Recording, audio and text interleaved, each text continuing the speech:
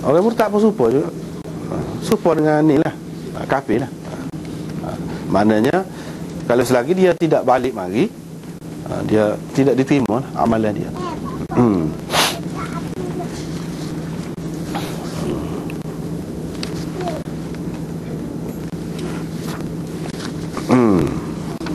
Lepas pada tu itu berkenaan dengan tajuk lagi. Lepas tu wa in ta'ifatani minal mu'minina qatatalu. Ini bukti Imam Bukhari, ini dalil dia lagi. Kalau dua golongan orang-orang mukmin, dua golongan orang-orang mukmin berperang, maka damaikanlah antara keduanya. Jadi Imam Bukhari buat kesimpulan fasammahumul mu'minin. Takut-takut kita kata itu hak maki apa ni, Abu Zar maki, Bilal itu kita kata kecil lagi. Ni hak dalam Quran ni sebut kalau dua golongan mukmin tu perang. Perang ni maknanya boleh jadi matilah mana-mana pihak tu. Mana orang Islam ni bunuh orang Islam. Kalau itu maksiat besar lah tu, dosa besar lah. Tuhan masih menamakan mereka itu mukmin. Imam Bukhari kata, kalau dia kafir macam mana Tuhan kata wa in ta'ifatani minal mu'minin? Dua golongan orang mukmin, macam mana dia kata? Masalahnya apa ni, puak-puak Khawarij ni, oleh kerana dia pun guna Quran juga, dia kata sekiranya dua golongan orang-orang mukmin nak perang, tidak perang lagi. Ketika dia nak perang, sebelum perang tu dia mukmin lagi, tu Tuhan panggil mukmin tu. Lepas perang tu tidak mukmin lah. Gitu. Lepas bunuh orang tu tidak mukmin lah. Dia bagi kot tu. Kita pula kata, jadi sahabat-sahabat tu pun ada kan dalam sejarahnya perang. Jadi apakah mereka tidak mukmin? Dia kata gitu. Sebab tu ya kita tak terima tu. Sahabat-sahabat perang tu. Sebab dia tidak mukmin, dia kafir lah. Dia pergi situ. Dia pergi situ. Kita kata kalaulah tidak mukmin, macam mana mereka itu masih bersemayam lagi? Lepas tu kalau mati dia kemumikan di perkuburan orang-orang Islam. Hidup pun cara Islam juga. Tak ada siapa dia kata jadi kafir. Siapa dia yang lebih tahu? Sahabat-sahabat tu. Kalau orang kemudian puak-puak Khawarij ni, maknanya dia bukanlah, tak ada seorang pun sahabat dalam puak-puak Khawarij tu. Tak ada seorang pun sahabat yang terlibat dengan mereka tu. Lepas pada tu dalam ayat selepas daripada tu Allah dah sebut semacam ni, orang-orang mukmin ni saudara, dapat innamal mu'minuna ikhwatun fa aslihu baina akhawaykum. Maknanya boleh jadi berkelahi, balah, sampai perang pun boleh berlaku, tetapi saudara lagi, masih saudara lagi. Tuhan sebut saudara. Saudara ni apa makna? Kalau dia tu sudah kafir, tak ada saudara dah. Jadi hak ni lah, mengikut ahli sunnah wal jamaah, dia kata Allah SWT masih menamakan mereka itu mukmin lagi.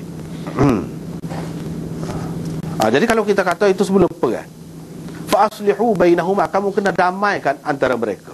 Antara mereka tu mana? Dua golongan Islam lah. Nak damai ni selepas perang dah baru damai. Kalau tak perang lagi, damai kau dia. Tapi Tuhan tetap sebut damaikan di antara mereka berdua. Berdua tadi kau dia mukminin tadi lah, ta'ifatain minal mu'minin tu. Mana Tuhan masih sebut dia tu sebagai mukmin lagi, walaupun selepas perang pun. Sebab nak berdamai ni tentu selepas perang. Begitu bagi kitanya, kita kata gitulah.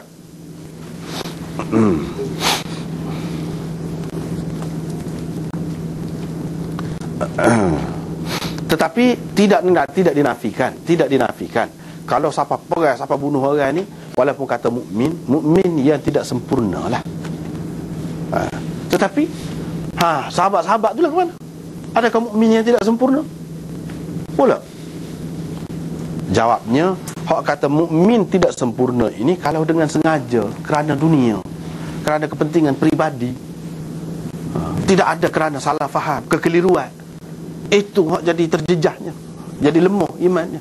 Adapun sahabat dia tidak gitu, kerana salah faham. Salah faham ni macam kita tertembak orang lah, tidak dengan sengaja. Tidak dengan sengaja benda tu berlaku. Ataupun kalau sengaja pun salah faham. Sengaja pun salah faham. Banyak perkara hak sengaja ni tapi berlaku salah faham. Tuhan maafkan hak tu.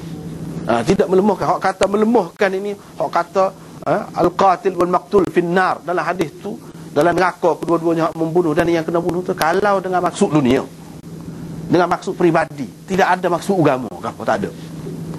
Kalau nak jaga agama, itu lain. Lain. Ada pun hak sahabat-sahabat dulu kerana nak jaga agama lah. Macam dalam perang Jamal itu, asalnya tertutup perang Jamal itu bukan kerana orang Islam sama Islam tu memang memulakan perang, tidak, tetapi puak-puak munafik, puak-puak pembunuh Sayyidina Uthman ini, dia fikir kalaulah puak-puak Aisyah, Talhah, Zubair ni bersatu dengan puak-puak Sayyidina Ali ni, puak-puak kita kena bunuh lah belakang. Baik, kita sebelum pada dia bersatu, sebelum pada dia berdamai ni, kita serah pagi ni. Sebab dia buat dua kumpulan.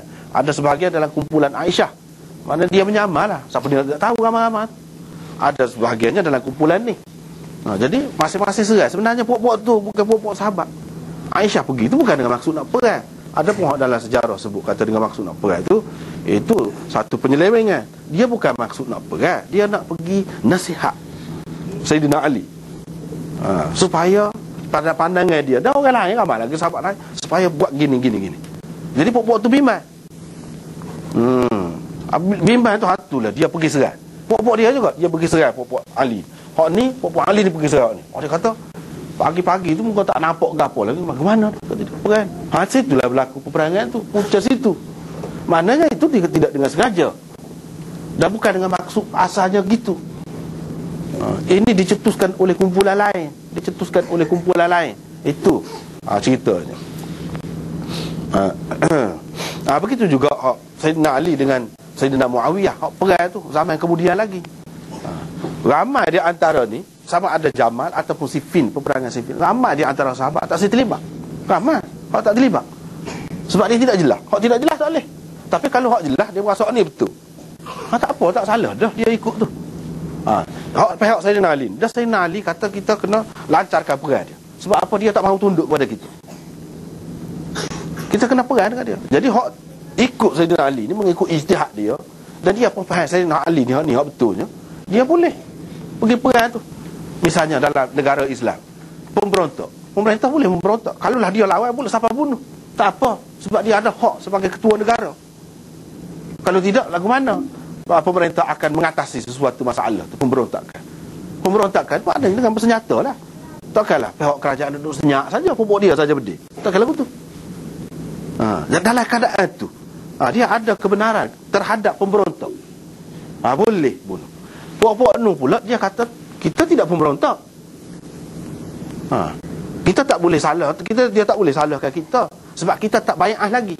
Pemberontak ni setelah bai'ah, beri taat setia kepada pemerintah, lepas tu dia batalkan taat setia tu. Dia menyeleweng, dia khianat, curang terhadap pemerintah tu. Dia nak guling pula kerajaan. Lagu tu kita tak bai'ah lagi dengan dia. Apa dia nak serai kita je. Jadi kalau dia nak serai kita, takkan kita nak tengok saja. Gitu ceritanya. Jadi berlakulah peperangan. Masing-masing tu anggap dia betul. Nak jaga Islam. Jadi pihak Sayyidina Muawiyah ni, dia kata Muawiyah ni dilantik oleh Sayyidina Uthman secara sah. Dan Sayyidina Uthman telah mati dibunuh dengan cara zalim. Sayyidina Uthman tidak lucukkan jawatan dia. Kalaulah Muawiyah ni dia bai'ah kepada Sayyidina Ali, barulah boleh kata dia pemberontak. Sebab itulah ramai juga sahabat-sahabat duduk dengan dia. Dia pula tengok alik belakang Sayyidina Ali ni puak-puak pembunuh Sayyidina Uthman ni, dia berselindung di sebalik Sayyidina Ali. Tujuannya untuk menyelamatkan diri mereka. Puak-puak ni duduk cocok ni, kata dia Sayyidina Ali ni.